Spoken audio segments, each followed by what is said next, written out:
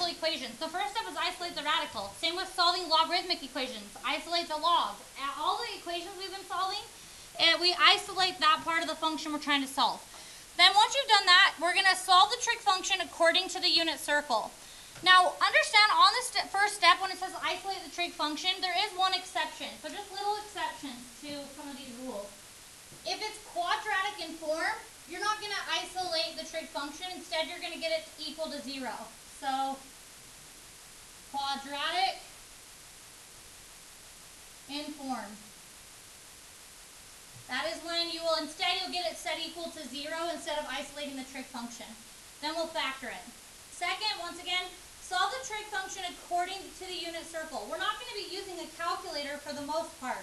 Now, if it is not on the unit circle, that is when it is appropriate to then take an inverse of both sides and solve by calculator. So if it's not on the unit circle, then yes, you can use a calculator. Now, we are going to answer in radians, so make sure your calculator is in radian mode. Alright, and then just a couple things to recall, really, so it's 2 steps. Recall that sine of x and cosine of x have a period of 2 pi. That's going to be important to remember. Now think about it, when we're going to be finding solutions. Now if there are infinite number of solutions, aren't the solutions going to repeat after 2 pi for sine and cosine? Like the first way around the unit circle, we'll be able to find all the solutions. And then after that, it's just coterminal angles, right? Anytime we fall in that same place. So solutions will repeat for sine and cosine after 2 pi. But for tangent, because tangent repeats after halfway around the unit circle, tangent actually has only a period of pi. Our solutions will repeat after pi amount for tangent. All right. And then one more thing, I'm just going to throw one last wrench. Instead of isolating the trig function, if you have greatest common factors, if it's not quadratic in form, but there's greatest common factors in multiple terms, that's also a time when you would want to get it set equal to 0 and solve by factoring instead. All right, do we need more time on this slide? I was just putting it into motion. All right, pay attention to, I would write down the first, whoa, just a second. You don't need to write anything down. I just need you to look. Sorry. My mind got ahead of me there. Just like write all of this down. Yeah, hurry and write all this down. No, you don't need to. I want you looking up here. Here is just a graph of regular old sine of x, okay, everybody? Now, once again, 0 max, 0 min, 0. Not super important, just showing you, here's a graph of sine. So for sine, what can we input into sine? What's our domain? All real numbers, right? Negative infinity to infinity. Look at this sinusoidal wave. So all real numbers. Well, what's the range? Our range for sine, though, our outputs are coming between negative 1 to 1. Aren't they bouncing between negative 1 to 1? Now, just a reminder, for sine inverse, we switch our x and y's, and if that's true, then the domain is the inverse's range, and the range is the inverse's domain. So let's look here. For sine inverse, our inputs have to be between negative 1 and 1. True? Yes. So if I gave you this function and said, put a 2 right there, you'd say can't do it, correct? So that's outside of the input. Now, our answer for sine inverse actually is restricted. It's not all real numbers, because a reminder, sine inverse looks like this, and so it would be not a function unless we restricted our outputs, right? So just a reminder, sine inverse has an output between negative pi halves up to pi halves. Yeah, quadrant 1 and negative quadrant 1. So just a reminder on that. Okay, let's look at cosine. Here's a graph for just regular old cosine max, 0, min, 0, max. Our domain is all real numbers. Our range is bouncing between negative 1 and 1. So once again, for cosine inverse, our domain for inverse cosine is negative 1 to 1. We can only input values from negative 1 to 1. And our range for cosine inverse is different than sine inverse. Isn't it from 0 to pi? Okay, just quick little reminders that are going to be important in just a second. Domain, here's tangent. Here's regular old tangent of x. Just a reminder, domain is all real numbers except x cannot be anytime we get an asymptote, right? Anytime we're going to be dividing by 0, which happens at pi halves and anywhere pi halves happens, correct? And coterminal angles with that, basically. So I'll just say plus or minus pi n, because that would be halfway. That would put us down at 3 pi halves. Does that make sense, everyone? Okay, our range, though, is all real numbers. Well, if that's true, then for tangent inverse, our domain is all real numbers. This is different than sine and cosine inverse. Remember, we can plug in anything into tangent inverse, but our range is the same as sine inverse. It's bouncing between negative pi halves to pi halves. And then I should be doing a parenthesis because it's not including pi halves. That's where it was undefined. All right, just quick little things to remember. Okay, now we can just start practicing. Okay, so here is the first equation we're going to solve. It says, basically this says, find all the values of x that would make this a true statement. Solve for x, basically. So our first step is to isolate the trig function. Get all the signs to one side of the function. Isolate those on one side of the function. So we can move one way or another. It doesn't matter. I'm just going to go ahead and subtract sine of x to both sides. So rewriting the problem, we have root 2 is equal to negative 2 sines of x's. Now we haven't isolated the trig function yet completely, so don't we divide by negative 2 now? So now I'm going to rewrite this in the order I like. So I'm going to say, when does sine of x equal negative root 2 over 2? Now what people want to do next a lot of times is they want to inverse sine both sides, but that's not what we're going to do. This is asking us, what values of x make this a true statement? Well, there are a lot of values of x that make this a true statement. So we actually can't take an inverse, otherwise we're going to have restrictions that shouldn't be there. So what values of x will have a sine of negative root 2 over 2? Now remember, sine is the y values. So let's look at our unit circle. That is a value on the unit circle. Now what they do is they always start at 0 and head in the positive direction on the unit circle to answer these solutions. So where is the y value negative root 2 over 2? Haven't got there yet, haven't got there yet, haven't got there yet. Still haven't got there, still haven't got there, and bam, right there. Do you agree? So our first answer is x is equal to, the first time it happened around the unit circle from 0 to 2 pi is 5 pi fourths. Okay, now let's keep going and see if there's any other time. So once again, y value of negative root 2 over 2. Boom, doesn't that happen again? So we're going to say 7 pi fourths. Now that was the answers on the interval from 0 to 2 pi, but it didn't say it only wanted the answer from 0 to 2 pi. It wants all solutions. So now isn't it true that anytime, so now I'm back to here, if I hit this, if I'm going around the unit circle a second time, won't that same place be the solution? That same place? And if I was to start here, won't that same place and that same place be the solution? Yep. So to make this an infinite solution one, we're going to have plus or minus 2 pi n. We're basically saying all coterminal angles. Now n is just the number of times you're adding 2 pi.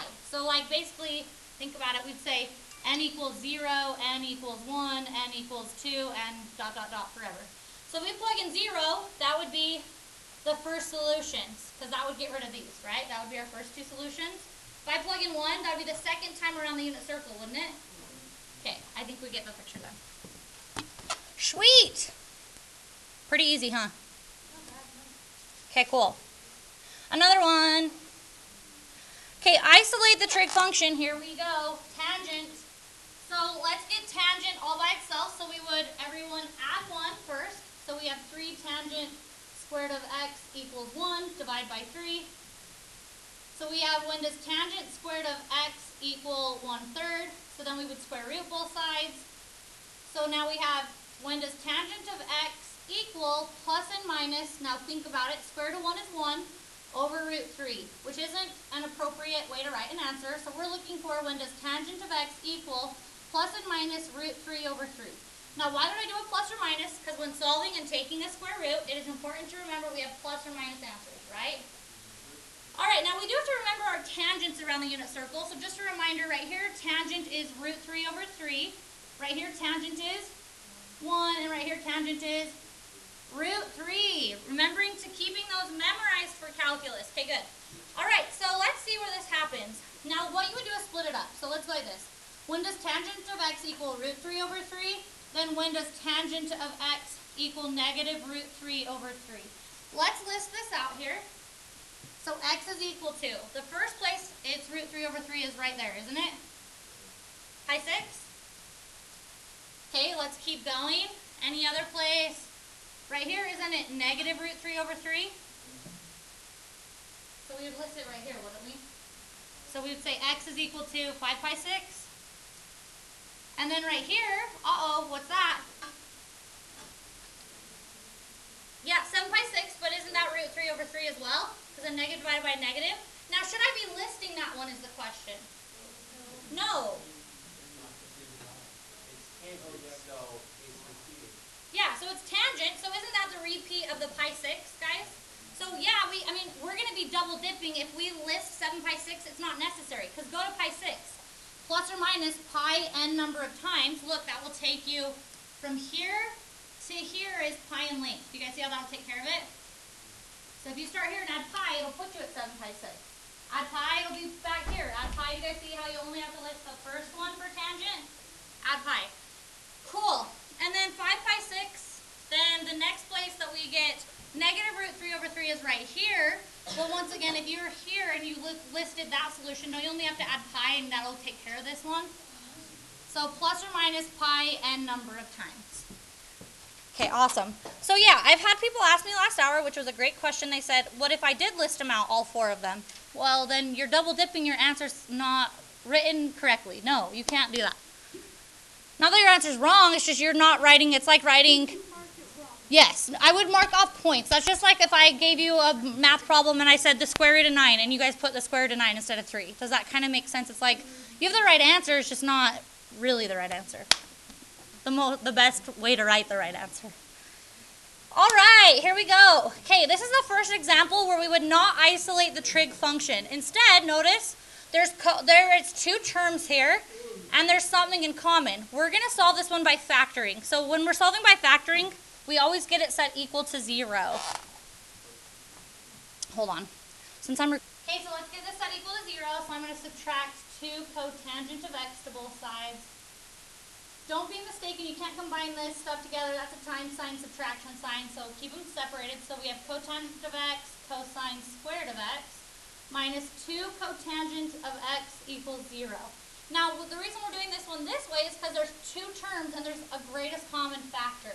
Can't I pull out cotangent? So let's pull out cotangent of x, divide by cotangent x, divide by cotangent x. Then left would be cosine squared x minus 2. And now look at this. We have 2 factors. Now the zero product property rule that works for quadratics, like x times x minus 2, if it's factored and you can set each of those equal to 0, we can use the zero product property rule here. Well, it's factored, so we can set each of those equal to 0. So when does cotangent of x equal 0, and when does cosine squared x minus 2 equal 0? Then just solve in each case. Now make sure you don't get tempted to say, well, I'm going to inverse both sides. We use the unit circle if it's on the unit circle.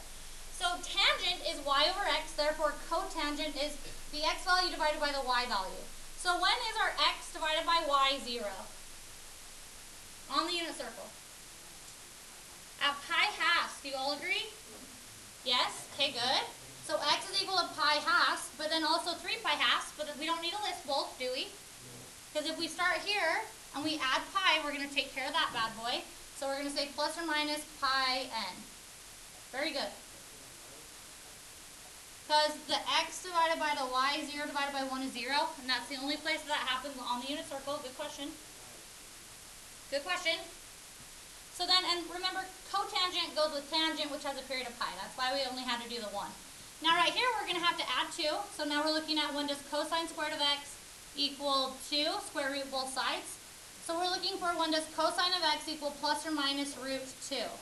Now here's the thing, guys. Root 2 is not on the unit circle, so this is the one time it is appropriate to say, okay, hold on, I'm going to split this up real quick. So this, because it's not on the unit circle, the only way to solve this one is to take an inverse of both sides. So we're going to cosine inverse both sides. So then we have x is equal to cosine inverse of root 2, and x is equal to cosine inverse of negative root 2. Now we're answering in radians, so what I want you to do is make sure your calculator's in radian mode and then type that in and see what happens. The cosine inverse of root 2, and then the cosine inverse of negative root 2. It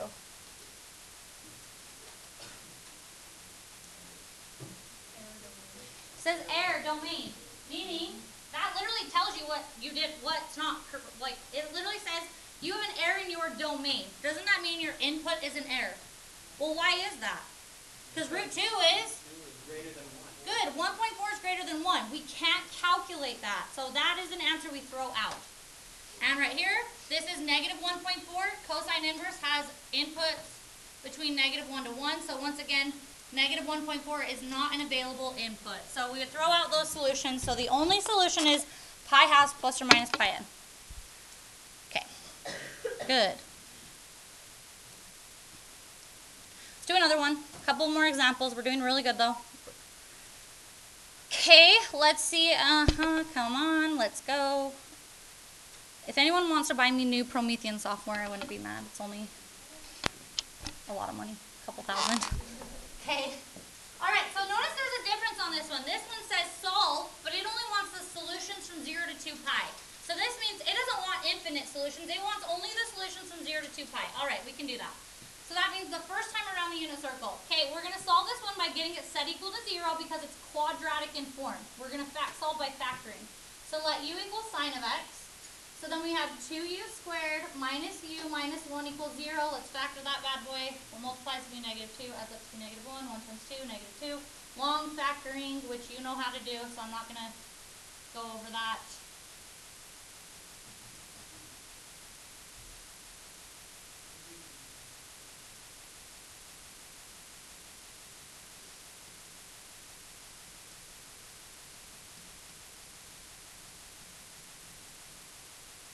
Okay, so I factored it. So then we have this, we're going to set each of these equal to 0. So let's go ahead and just say, so we're looking at when does sine of x minus 1 equal 0? And when does 2 sine of x plus 1 equal 0, right? I've just inserted my sign instead of u. So then we're looking for when does sine of x equal 1. And we're looking for when does sine of x equal negative 1/2. Those are both on the unit circle. We shouldn't be using our calculator. Sine is the y values. When does y equal 1? Pi halves? Anywhere else? So pi halves plus or minus, I almost made it an infinite solution, didn't I? 2 pi n would have been infinite, but it said on an interval from 0 to 2 pi, so I'm going to write below. I'm only wanting pi halves. Won't that be the only solution from 0 to 2 pi? Okay, let's go to negative 1/2. When does sine equal negative 1/2? First place on around the unit circle. 7 pi 6, right? Cosine's x sine is y.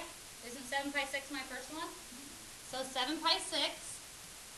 And then also x is equal to the next place that happens is 11 pi 6. And that was all of the solutions from 0 to 2 pi. Now guys, just so you know, like, let's say you were like, did I do this right? You could understand, you could go plug this, you could go plug it in, and it should be a true statement, you know what I mean? You should be able to go plug in pi halves right here, and calculate it, and it will come out to be 0. Does that make sense? Yes? No? Maybe so? So what if they would have said they wanted all the solutions on an interval from 0 to 4 pi? How I personally would have done it, this is me personally. What if it was from 0 to 8 pi? This is me personally. I would have written out the infinite solution one right here. Like I would have had plus and minus 2 pi n, plus and minus 2 pi n. And then I would have said let n be 0. And I would have wrote down those solutions. Let n be 1. I'd say that's one time around the unit circle. I mean the second time around the unit circle, right? So then I'd write down, I'd plug that in. I'd plug in a 1 right here, and then I would combine like terms. And then I would plug in 2, because that would be plus 4 pi. Does everyone see what I'm saying? And whatnot. So then that would take care of it for me. That's just me. I wouldn't want to have to sit and figure out, I mean, not that that's any harder, I guess, but hopefully you can just see what I'm saying. I'm just saying I do some algebra. Plug in n equals 0, plug in n equals 1, plug in n equals 2, there they are. You get what I'm saying? Okay, cool. Next one. All right, there's a reason I'm doing all of these, but we're doing pretty good here. Let's keep going. So what would be my, how would I solve? So u must be secant x. So then we have u squared minus 3u minus 2 equals 0. We'll multiply to be negative 2, adds up to be negative 3. 1 times 2, uh-oh. Is anything going to work here? Negative and negative would make it positive. AKA, we have to use the quadratic formula. So here we go.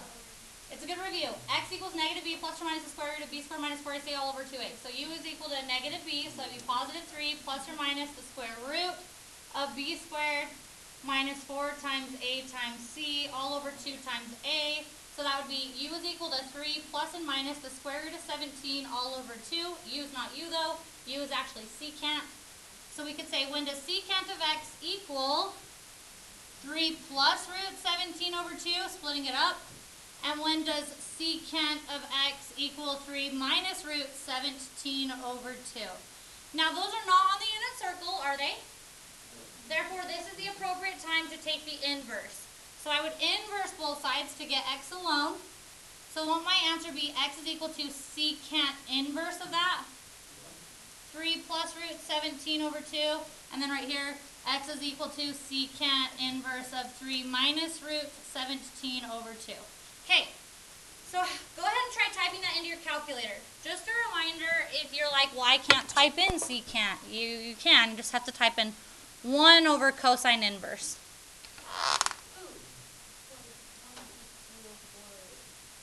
So you should be doing 1 over cosine inverse of 3 plus root 17 over 2. And then I want someone to do the minus 1. Tell me what you get. I'm curious. 1.0. So you're saying when you type this one in, you got error? No, I got 1. I got error. Should be error. You just put cosine. Okay. So it's cosine inverse, right? Oh, Okay, but everybody, so why? This must be a value that's larger than 1, which it is. It's like 4 point something, that inside here. So we throw that answer out, because that's not an available input. But this one works. 3 minus root 17 over 2. So what is the answer? Make sure your calculator's in radian mode. I swear that's not the right answer, but maybe I'm just mistaken. It is? You're getting all 2.8? Cool. I didn't remember that being the answer last hour. Okay, cool. 2.8. Maybe, but I swear. I don't know if I believe you. Just kidding. Oh! What happened? Why are we getting 2.8?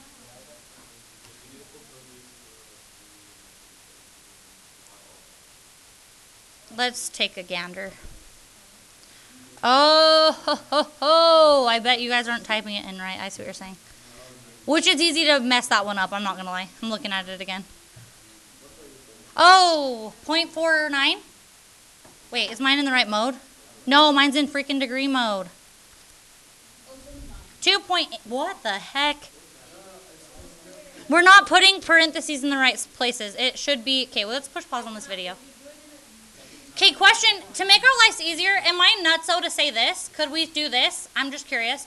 Could I go back to here, right here, flip it, and then cosine inverse both sides? Could I go back to here and flip the fraction? Because that's the reciprocal. Secant is the reciprocal of cosine. So can't I reciprocate that? Yeah. What? We're doing 3 minus square root 17 divided by 2, but 3 minus square root 17 all divided by 2. Yes. All divided by 2. That is what it is in your calculator. Yes. If you just type it straight in, you're right. It is going to just divide this by this, and it's all divided by 2. Yes. Curious though. Okay, so that would fix that. But I'm just curious, real quick. Couldn't I go to here and say, well, that's going to be the same thing as when does cosine of x equal 2 over 3 plus root 17, and then inverse both sides? Should work. I don't know why not. Let's see, does it come out right? Oh, crossing out 2.8. It's not 2.8. Well, it was 0.4. Okay, cool. Would someone mind trying the cosine inverse of that? What? Think with me, guys. You guys are honor students. Help me think. Why would it not be correct to flip this and call that cosine? Isn't? No, that's just not an appropriate way to write an answer. You can technically do it, but it was a good thought. Why would that not be correct? Can anyone think? I really can't. I'm stuck. Like, why can I not reciprocate this and call that cosine? I should be able to, shouldn't I? Let me make sure.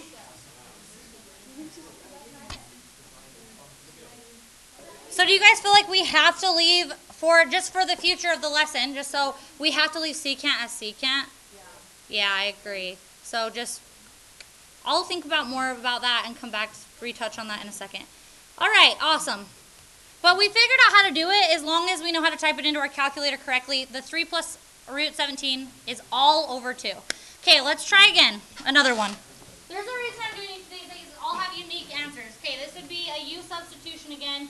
U is equal to sine of x, 2u squared plus 3u minus 3 equals 0.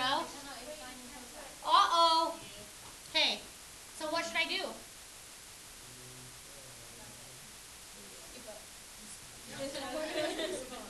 Anyone? Here, we're stuck in a place of, we need everything to have all sines or all cosines or else we can't do a u substitution. So what can we do? Yes, we can write everything with either sines or cosines, but there's no way to write a cosine as a sine, but there is a way to write sine squared x as cosine. So you're right. That, as a trig identity, is 1 minus cosine squared of x. Now guys, a trig identity is an exactly equal form, so we're not changing the problem whatsoever. They are equal, equal, equal. So we have 2 times 1 minus cosine squared x, and then we have still plus that stuff. Let's distribute. So we have 2 minus 2 cosine squared x plus 3 cosine of x minus 3 equals 0. We're going to want in standard form, highest degree to lowest degree. So negative 2 cosine squared of x. Then we have plus 3 cosines of x minus 1 equals 0. And then we're going to factor out, I'm going to pull out a negative 1 just because I don't like to have a negative in my leading term. So that's 2 cosine squared x minus 3 cosine of x plus 1. And then with solving, because the negative 1 does not have a variable, I can divide both sides by negative 1 and it will not affect my solution, right?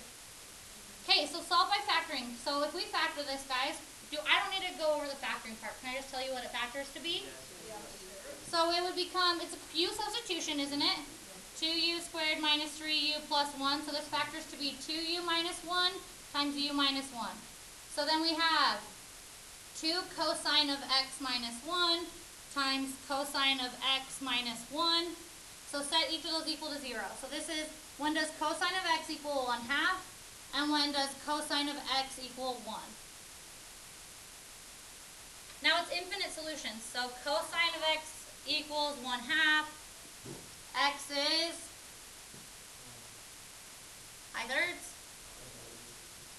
pi thirds, and x is equal to the next place 5 pi thirds, right? Are you guys following me around me? 5 pi thirds, and then we'll do our plus or minus 2 pi n, plus or minus 2 pi n. When does cosine of x equal 1? At 0, isn't it? There's a reason I'm showing you this one, 0 plus or minus 2 pi n. They're not going to write 0 plus or minus 2 pi n, because is it necessary to write 0? No. So they will just write plus or minus 2 pi n. Because if we were to use this, we would always start with n equals 0, then n equals 1. Does that make sense? So that would take care of it. Okay, cool. Winding down here. Couple more unique things we are going to see. Okay, this is the first time everybody noticed we have cosine of x plus 1 is equal to sine of x. We have not so far had to manipulate both sides of the equation. We've added stuff from one side to the other. That's not manipulating it. You know what I mean? That's just changing the order of things. We've taken trig identities and switched things out, but that's not changing the problem. In this one, we are stuck. There is no way to write cosine as sine and sine as cosine as is. So there's no way to solve this one without manipulating both sides of the equation, which is fine. You can do because as long as you do it to both sides. The problem is when you start manipulating both sides of an equation, you are changing the problem. Therefore, you have to check your solutions for extraneous solutions. So now with this one, the only way to write cosines as sines and sines as cosines is to have squareds on them, correct? So we're going to choose to square both sides. As long as you do it to both sides, you're fine. You are changing the format of the equation, so you will need to check your solution. So that's okay. We can check our solution. So let's square this side, square this side. Now don't be that person that squares squares, because that would be really sad. We have cosine of x plus 1 times cosine of x plus 1 is equal to sine squared x. So we would distribute cosine times cosine, cosine squared x. Then I'm going to do plus cosine of x plus cosine of x. So isn't that plus 2 cosines of x? Plus 1 is equal to sine squared x. We need everything to have all cosines or all sines. So aren't we going to change to cosines? There's no way to make that a sine. So that's 1 minus cosine squared x. Now to solve a quadratic in form, we need to get it set equal to 0. So I'm going to subtract 1, add cosine squared x to both sides. Subtract 1, add cosine squared x. So now look at this left side. Combine like terms. Cosine squared plus cosine squared is 2 cosine squareds of x. Then we have a plus 2 cosines of x. Then we have plus 1 minus 1. And that's equal to 0. So now solve. This one's solving by factoring. So the greatest common factor. 2 cosine of x. Then divide by 2 cosine of x. Divide by 2 cosine of x. So then left is cosine of x plus 1. Set each of those equal to 0. So 2 cosine of x equals 0. Cosine of x plus 1 equals 0. So divide by 2. We're looking for when does cosine of x equal 0, and then subtract 1. When does cosine of x equal negative 1? X equals what? Oh, and guess what? It wants it on an interval from 0 to 2 pi. So? Okay, pi halves and 3 pi halves. Yeah? We have to list out both of those because we can't do the infinite solution thing. Pi halves and 3 pi halves. Okay, good. And then x equals pi. Now, once again, let's go check our solutions because there could be extraneous. In fact, there is some extraneous. So let's go plug in pi and see if it's a true statement. So I'm going to take pi, plug it into the original. So that says cosine of pi, I'm plugging in pi halves, sorry. Cosine of pi halves plus 1, does that equal the sine at pi halves? Cosine of pi halves, here's pi halves. The cosine of pi halves is, so we have 0 plus 1 equals the sine of pi halves. The sine of pi halves is 1. Does 1 equal 1? Yes. So I can officially circle that one. Go to 3 pi halves. Now I'm going to put a 3 here just to make it quick. The cosine at 3 pi halves is 0. 0 plus 1 is, the sine at 3 pi halves is negative 1. 1 equals negative 1. No. Extraneous. Okay, good. Nope. Cross that solution out. Pi, the cosine at pi plus 1, does that equal the sine at pi? Cosine at pi is negative 1 plus 1. The sine at pi is 0. Does 0 equal 0? So that's an official solution as well. So you always check your answers if you manipulate both sides of the equation, which the way we would be manipulating it is squaring both sides, right? Okay, you guys are doing great.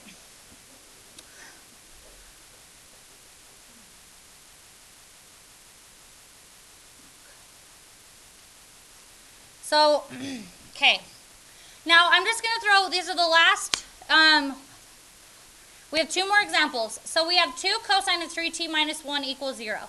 The reason this one looks different is because this is the first time we're seeing a 3 in front of t, everybody. Right? So how you solve this one is pretend the 3 is not there, solve it like normal, and then take into consideration the 3. So pretend it's not there and just solve. So we solve by isolating the trig function. So this says, when does cosine of 3t equal, I add 1, divide by 2, equal 1/2. You guys see how it's the same steps, isolate the trig function. Pretend the 3 is not there and solve. So t is equal to, well technically it's 3t. 3t is equal to, when does cosine equal 1/2 on the unit circle? Pi thirds plus and minus 2 pi n. This was an infinite solution one. And 3t is also equal to, yes, 5 pi thirds plus or minus 2 pi n. So now instead of just t is equal to, we have 3t is equal to, 3t is equal to. Now actually all you have to do is get t alone using algebra. So people say divide by 3, but let's do it a little bit in a quote smarter way. Shouldn't we times by a third? Yeah. That will make our life easier. Let's times both sides by a third. Now when you times both sides, you have to do the entire side. You can't just pick and choose. I'm only going to times this piece by a third. No, you can't do that. So you have to times everything by a third. So our final answer here is, for this one is, t is equal to, distribute, pi thirds times 1/3. Wouldn't that be pi ninths? Pi ninths plus and minus 2 pi times a third. 2 pi thirds, isn't it? N. 2 pi thirds n. Okay, good. Then t is equal to, right here, we would have 5 pi thirds times 1/3, 5 pi ninths, plus and minus, and then you would distribute the 1/3 in here as well. So plus or minus 2 pi thirds n. Awesome.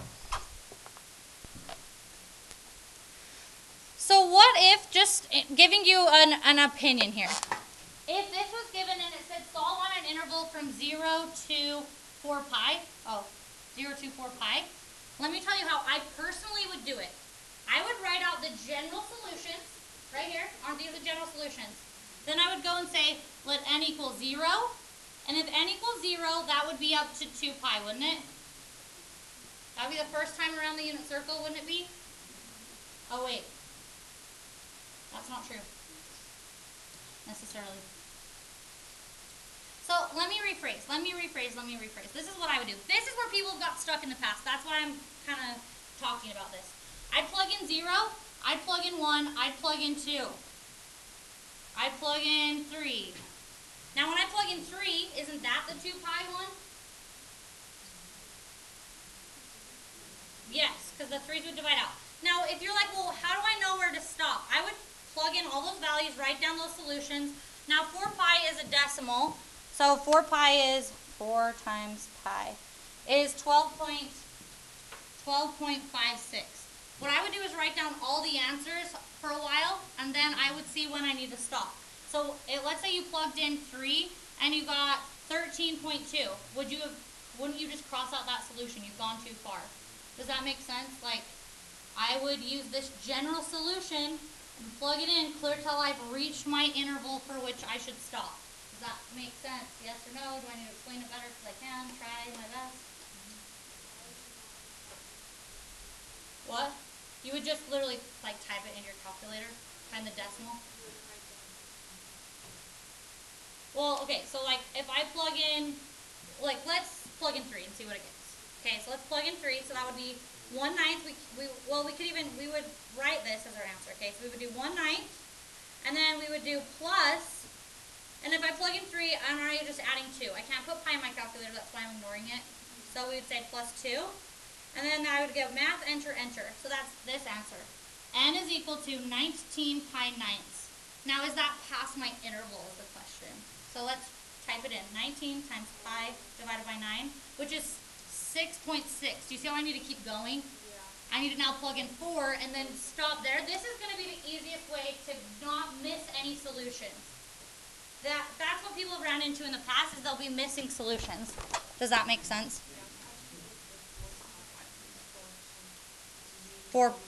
I was saying just like pretend the original problem said find all solutions for this equation from 0 to 4 pi. I remember in previous years, every time this is what people are like, I'm missing some solutions, Miss Christensen. And so I recommend writing down the general solution and then just plugging it in until you're past the decimals. Then you won't miss anything. But yeah, you'll see when you get to the homework, you'll get plenty of practice. Okay, I want you guys to real quick try this one by yourself.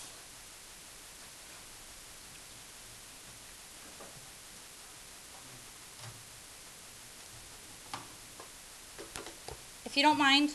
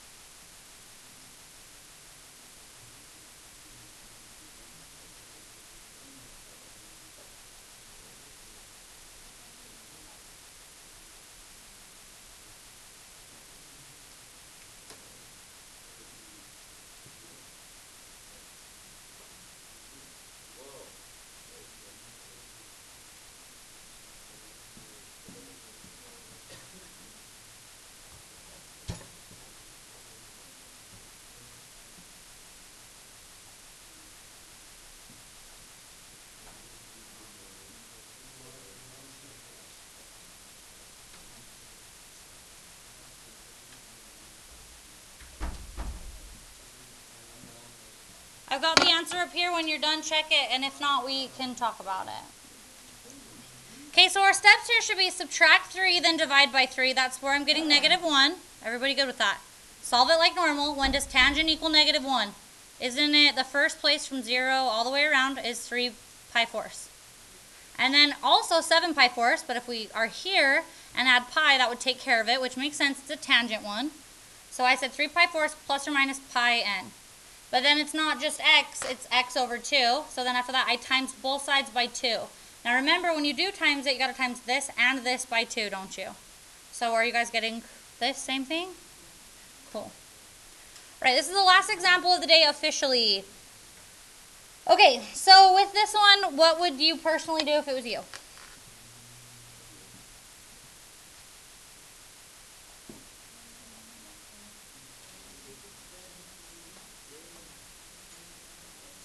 Okay, you're saying you need to have all the same trig functions, so you're changing that to be tangent squared x, is it plus 1? Okay, cool. So then now we reorder it in standard form, so that's tangent squared x, and then we have minus 2 tangent of x. And then we have, I'm going to subtract 4 because we're getting it set equal to 0, negative 4 plus 1, so minus 3 equals 0. What multiplies, u substitution, so then u is equal to tangent of x. U squared minus 2u minus 3 equals 0. What multiplies to be negative 3, adds up to be negative 2. 1 times 3, negative 3. U plus 1, u minus 3 equals 0. So then we would say, when does tangent of x plus 1 equal 0? When does tangent of x minus 3 equal 0? Solve for x. When does tangent of x equal negative 1? And when does tangent of x equal 3? So everybody right here, it's on the unit circle. We just got, a second ago, the same answer. So negative 1 happened at 3 pi fourths, and then it was plus or minus pi n, right? Now right here, 3 is not on the unit circle, so this would be appropriate to take the inverse. So x is equal to tangent inverse of 3. We can input anything into tangent inverse, so we're all good here. Now you can, your calculator might, sorry, not your calculator, the back of the book might just leave the answer like that, because that is the answer, isn't it? So you could, though, type it into your calculator and get a decimal, but they might just leave it like that. Make sense? Okay, that's the end of the lesson. Go do the homework now so you can ask for help if you need it.